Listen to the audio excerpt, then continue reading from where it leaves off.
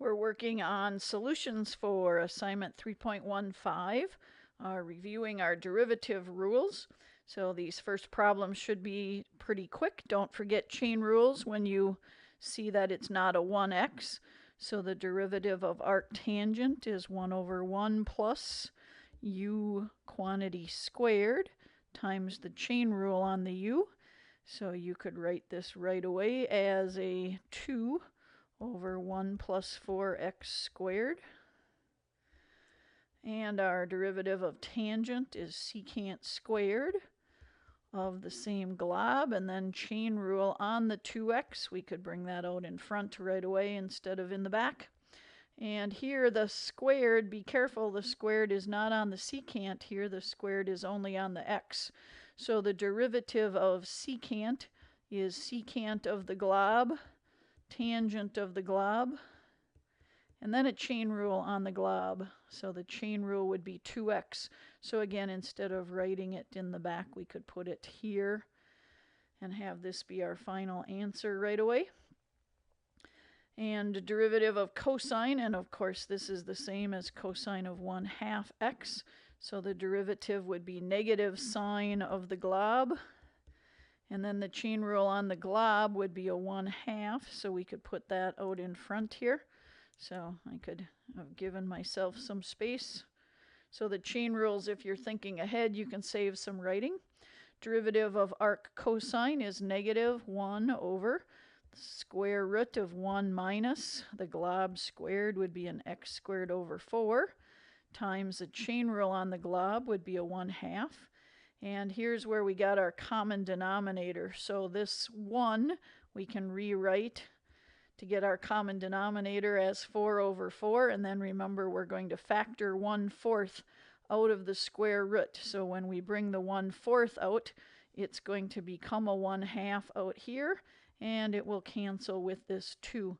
So we will end up with a negative 1 over square root of 4 minus x squared. And here we have 7 can come in front of the derivative, this 7. And then the derivative of e to a glob is e to a glob. And then we have another 7 because we have the chain rule on this glob. So that's 7. So you might write 49e to the 7x right away. And 7 to the e is a constant, so its derivative will be 0. 7 to the 7x is 7 to the 7x natural log of the base. And then a chain rule on the exponent, so there's one more 7 out there.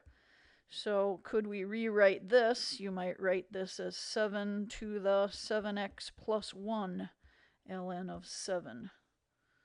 Since when you are multiplying these two terms, we add the exponents. The derivative of natural log of a glob is 1 over the glob times the chain rule on the glob. So we come up with just 1 over x here when we cancel. The derivative of log in base 7 is 1 over 7x natural log of the base 7. And then don't forget the chain rule on this glob. So this 7 cancels with that 7. So it looks like we will have 1 over, let me scroll here, 1 over x ln of 7 as a final answer. And here, this is what we learned most recently when we have an exponent, a variable in the exponent and a variable in the base. So how can we move the variable down from the exponent? The trick is to use natural logs of both sides. So remember that when we do the natural log of a power, we can bring this power down in front. So then we can use implicit differentiation. So the derivative of natural log of y is 1 over y, chain rule on the y, so either a dy dx or a y prime. And on the right-hand side, we have to use a product rule. So I'll do the first times the derivative of natural log, 1 over x, plus the second natural log of x times the derivative of the first would just be 1. So these x's cancel. So we have a 1 plus natural log of x.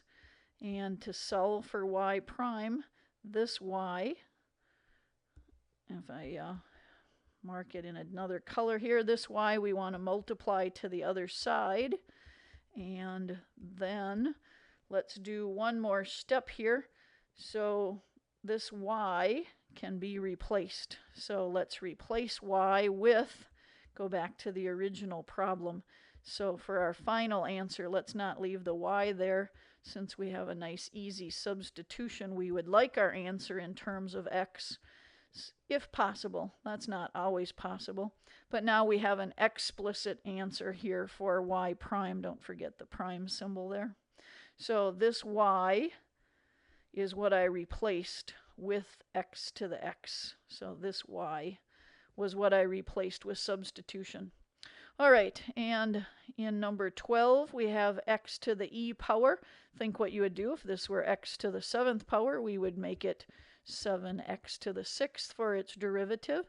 So e is just a constant, so we'll do our power rule. So we'll bring the e down in front, and we'll reduce the exponent by 1. So there's the derivative of x to the e. All right. Find the equation of the normal to this curve. So we need to do some implicit differentiation. So I just paused the video to enlarge a bit and get some space here. So we want to find the derivative of this function.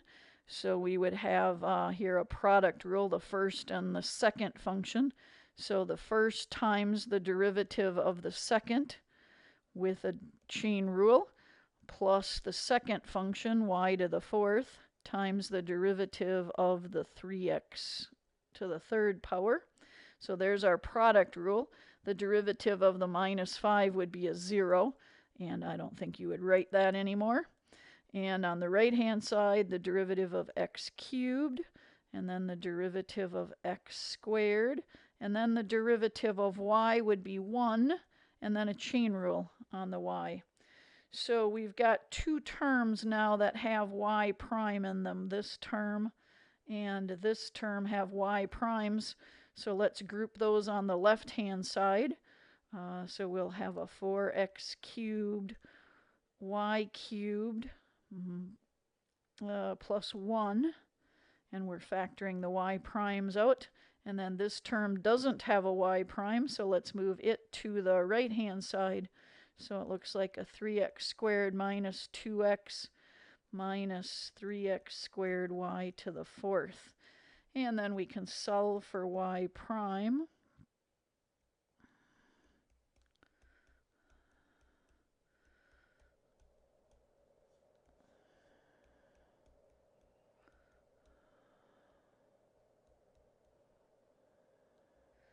And now let's evaluate. I think our point was 2, -1. So notice that this rearranging, you could have done your substitution way back in the original step if you're only interested in one substitution for y prime. So now we have 3 times 4, or 12 minus 4, and here we would have a 3 times 4 is 12 times a -1 to the 4th is positive. So we will end up here with a -12. And our denominator, 4 times 8 times a -1. So a -32 plus 1, or a -31. And I think I'm going to redo that because I'm suspicious of the arithmetic. And I know the reason I'm suspicious, why that doesn't look familiar to me. Notice that up here, when I subtracted the y prime, this term right here should be a -1. So let's fix that. And that looks more like the problem I was remembering. So here we'll come up with a -4 over a -33. So that would be the slope of the tangent line. But we're, of course, looking for a normal. So we will have y plus 1.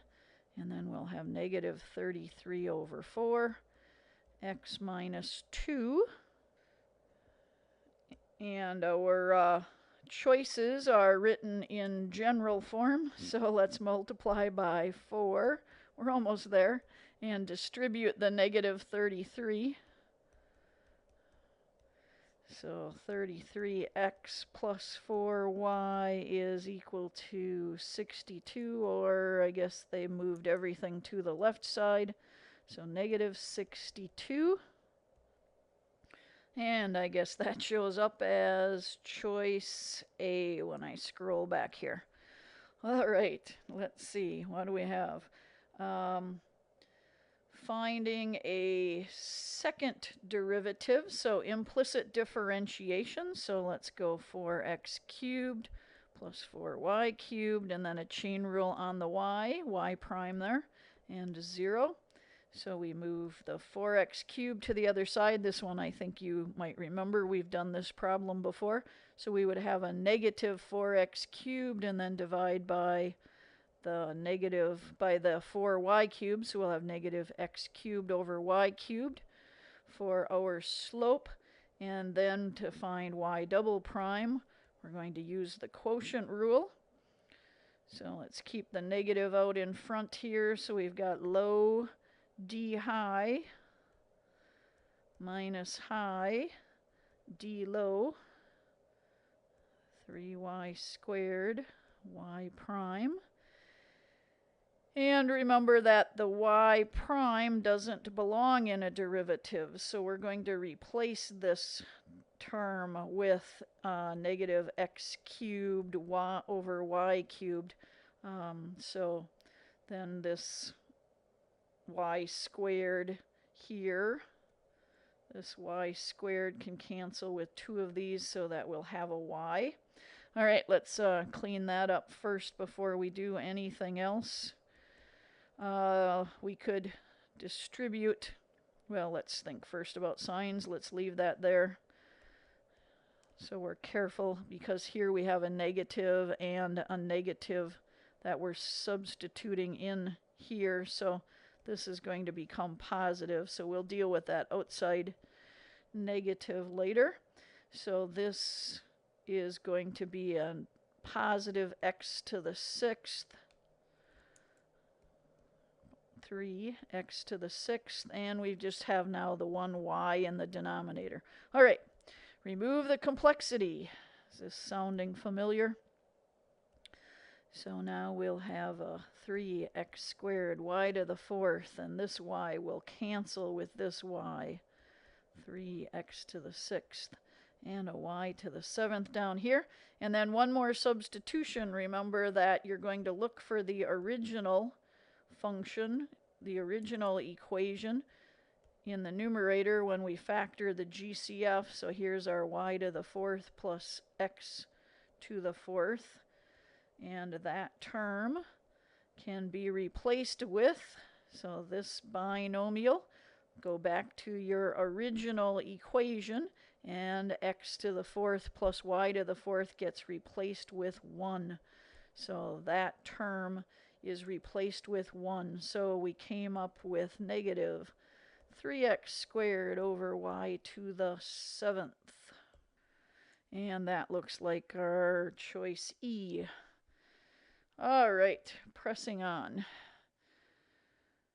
So we want to find the derivative first, and then we want to evaluate the derivative when x is 1. All right, so f prime, the derivative of arctangent is 1 over 1 plus the glob, quantity squared, with a chain rule on the glob. The chain rule on that glob would be a 2x. So you could clean this up, or you could square this to distribute, or you could substitute and then clean it up. So your choice whether you bother doing this. Remember that what we want to do is simply put 1 in for the x value, so it wouldn't have mattered which form we put it in. So when we put 1 in for x, it looks like we have 2/5. 2/5 is the same as 4/10.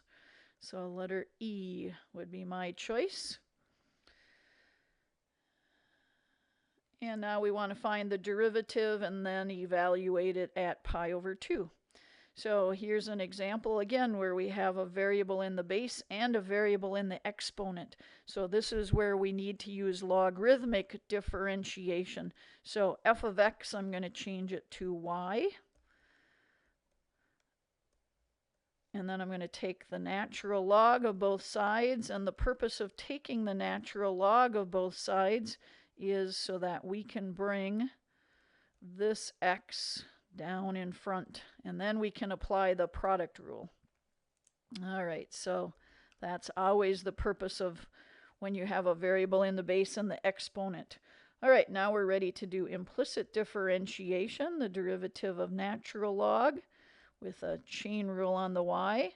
And here we have the first glob, and then the second glob will be natural log. So the first with the derivative of the second.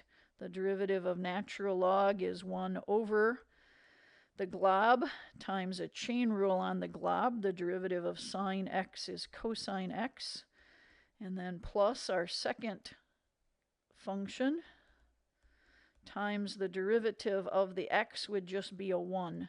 All right, so we could rewrite this as a cotangent. So x cotangent x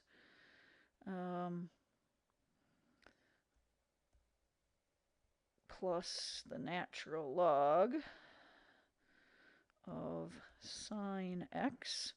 And then, oh, and we forgot here exactly what I wanted to do was multiply both sides by y. So I guess now that I wrote it, we could put the y back here. But remember that we don't really want to put that as a y.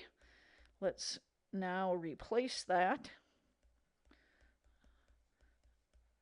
with the value of y. So go back and get that from the original. So that would be sine of x to the x. And then evaluate that at, so y prime at pi over 2 when x is equal to pi over 2. So pi over 2 replaces the x, and the cotangent of pi over 2. Cotangent is cosine over sine, so at pi over 2 that would be 0. And the natural log of the sine of pi over 2, that is the same as the natural log of 1. The natural log of 1, e to what power produces 1? That would be another 0. So I guess we've got a 0 for this term. And when we put pi over 2 here, we'll get a 1 to the pi over 2. So that term would be 1. So I guess we come up with an answer of 0. So 0 times 1. So I would pick choice A. 17. And I'm just going to change my view here smaller so I can read the whole problem. All right, so we've got a position function in seconds and meters, and we want the total distance between 1 second and 3 seconds. All right, well, let's find our velocity function as the derivative of the position. 6t squared minus 18t plus 12. And let's right away factor that so that we can find out where is the velocity equal to 0. So we can factor out that GCF, and then we can see that this is, do I have a sign that I transferred wrong? No, it's not a sign that I have wrong. It is 12 divided by 6, should be a 2. All right, so now we can factor this into t minus 2 and t minus 1. So our critical numbers are 1 and 2. In other words, v of t is equal to 0 at t equals 1 second and t equals 2 seconds. And those are the only times that the object could change directions. So we actually can tell what would happen from our factored form. We know that if we choose a number that is smaller than 1, both of these parentheses would be negative values. So the product of two negatives would be greater than 0. On the interval between 1 and 2, so if you put 1.5 in, you can see the first parenthesis would be negative, but the second parenthesis would now be positive. So a negative times a positive, it would now be moving to the left. And then after 2 seconds, both parentheses will be positive, so the velocity will be positive, and it'll be moving to the right. Now that's more than you have to show here for a multiple choice question. Now we can just use our position function. So we want to know, where is this? So remember, our interval is from 1 to 3. So we can say, well, what was the position at time 1?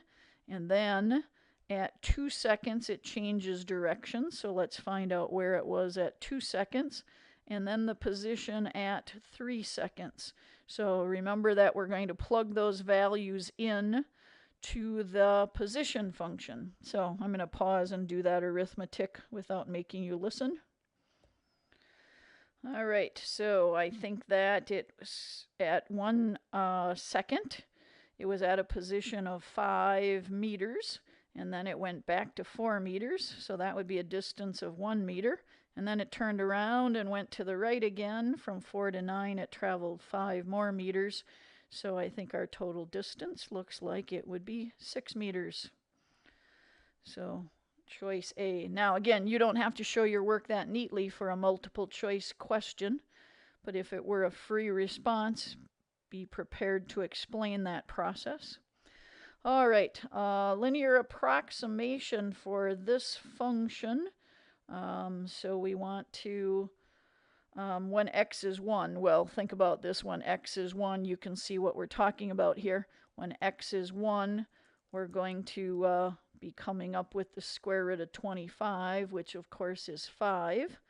All right, so our f prime value would be 1/2 times this glob to the -1/2, and then the chain rule on the glob, be careful if there is a chain rule. Here the chain rule is just a 1, so we don't need to worry about the chain rule. So our derivative when x is equal to 1 is, not surprisingly, this easy value here, 2 times 5, or 1/10. So we've got our tangent line of y minus 5 equals 1/10 x minus 1. And now we want to find this value. We want to find this value at 24.98. So our x value is 0.98. So think of it, what are we replacing it with here? 24 plus 0.98. So we want to replace this. So we've got, and if I write this as decimal values, -0.02, and we would have a negative, when we multiply, -0.002. So 5 plus -0.002. So I think we're going to come up with 4.998 as our approximation. So I think letter G looks good. All right, we're getting there. 19, the linear approximation when a is equal to 0. So the same when you're letting that value, same as saying x, just put in the constant of 0. So we can think of our f of x as this glob, not 2 times x, 2 plus x to the -3rd. So when we substitute 0 into our function, we would get 2 to the -3rd, so that would be a 1/8. So that would be our point of tangency. And now we need a slope. So the derivative would be, by the power rule, -3 comes down in front. We reduce the exponent to a -4. Look for a chain rule on the glob, but that would just be a 1. So now we need our derivative at 0. So we've got -3.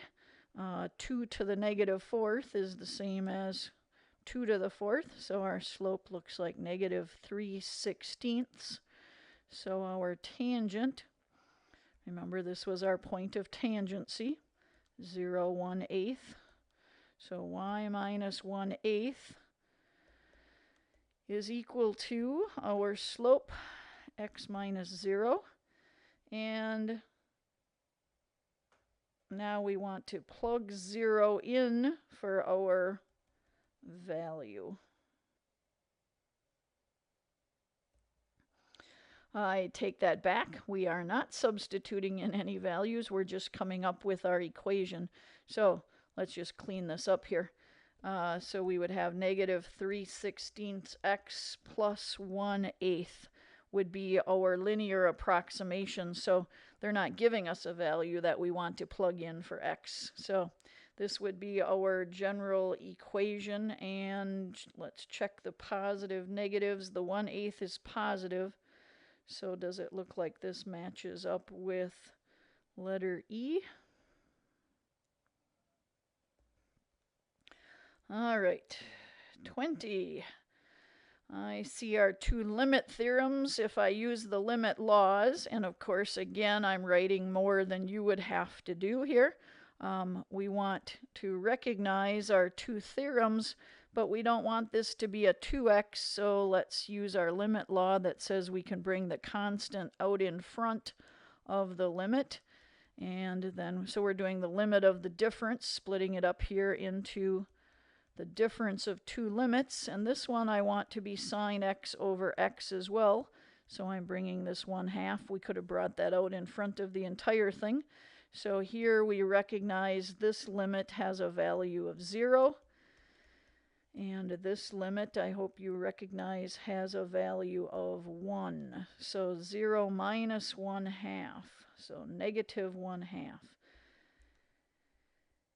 And one more section here. We're looking for whether linear approximations are over or under estimates for the 4 different combinations of graphs. So in 21, we want a graph that is increasing concave down. So you could say, well, think about it if we used a linear approximation to evaluate this point. Can you see that the point on our tangent line would be an overestimate? And in the next case, we want a decreasing concave down function. Oops, decreasing concave down. So this is our question 22.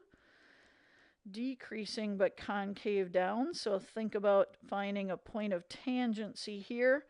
And if we used this point on the tangent to represent this actual point, so again, we can see this is an overestimate in 22. And in 23, I'll go down here, use this space. We want increasing concave up. Increasing concave up. If we chose a point of tangency, if we wanted to actually find this point and we were using this point on the red tangent to approximate the point on the function, we can see this would be an underestimate. And finally, for 24, we want decreasing concave up. Oh, and it looks like I reversed. Did I reverse 2 of my answers? Nope. In an increasing concave up and in a decreasing concave up. So I want my graph to be decreasing but concave up. So that was the last choice we had here. So if I wanted to really find this point, but I used this point on the tangent line as its approximation, we can see that that would be an underestimate again. So it all has to do with concave down gives an overestimate, concave up gives an underestimate.